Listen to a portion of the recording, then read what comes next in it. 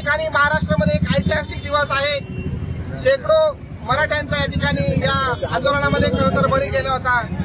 लहान ज्या लोकांनी राज्यकर्त्यांनी अनेक राज्यकर्त्यांनी लावून धरलेले होते आरक्षण राजकारणापोटी, परंतु मराठा योद्धा मनोज जरांगे पाटील यांच्या लढ्याला आज खूप मोठं यश आलेलं आहे आणि हा लढा खरं तर त्यांनी प्रामाणिकपणे उभा केला।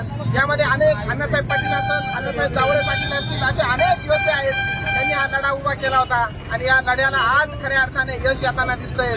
आणि त्या निमित्ताने आम्ही महाराष्ट्राच्या सकल मराठा समाजाच्या वतीने मनोज जरांगे पाटील यांचे विशेष आभार व्यक्त करतो। तसेच अनेक राज्यकर्ते झाले, अनेक मराठा मुख्यमंत्री झाले, इतर सुद्धा मुख्यमंत्री झाले, परंतु माननीय या महाराष्ट्राच्या लाडक्या आणि कार्यक्षम मुख्यमंत्री आदरणीय शिंदे साहेब यांनीच खऱ्या अर्थाने मराठा समाजाला न्याय देण्याचं काम केलेलं आहे।